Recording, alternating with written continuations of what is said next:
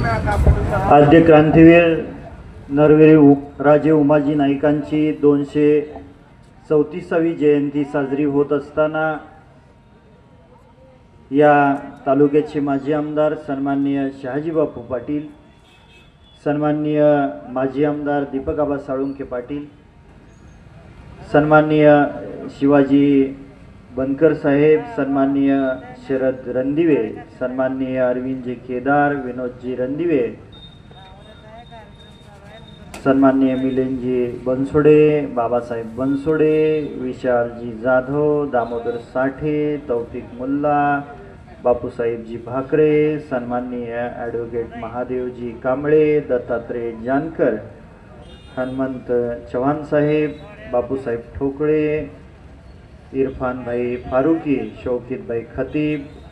सन्माननीय ॲडव्होकेट माने आणि उपस्थित मंचावरील सर्व मान्यवर, समोर बसलेले सतीश भाऊ सावंत आणि समोर बसलेली सर्व वडीलधारी मंडळी, तरुण सहकारी मित्रांनो, राजे उमाजी नाईकांचा इतिहास आपल्या सर्वांना माहीत आहे की ब्रिटिशांच्या अन्यायाच्या विरुद्ध सर्वात पहिल्यांदा लढणारे हे तुम्हा सर्वांचं दैवत राजे उमाजी नाईक यांनी उठाव केला आणि ब्रिटिशांच्या काळामध्ये लढण्याचा हा उठाव, हे धाडस राजे उमाजी नाईकांनी केलं होतं, याचा तुम्हा सर्वांना अभिमान असला पाहिजे। आणि त्याच पद्धतीनं गावगाड्यामध्ये प्रामाणिक समाज म्हणून रामोशी समाजाकडे पाहिलं जातं आणि या तालुक्यात सुद्धा स्वर्गीय आबासाहेबांच्या माध्यमातून आपल्या समाजाला न्याय देण्याचं काम मागच्या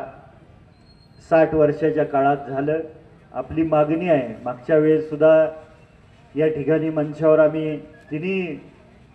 नेते मंडळी उपस्थित होतो, त्यावेळेस सुद्धा आपली हीच मागणी होती की एक भव्य स्मारक आणि समाज मंदिर असावं आणि आज ही तीच मागणी आपण केलेली आहे। भविष्याच्या काळामध्ये आपलं हे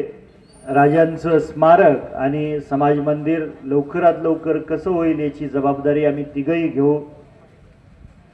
बापूंनी मंत्री महोदयांचा उल्लेख केला आणि ज्या आपल्या अडीअडचणी आहेत, प्रश्न आहेत, जी मागणी आहे ती विधिमंडळाच्या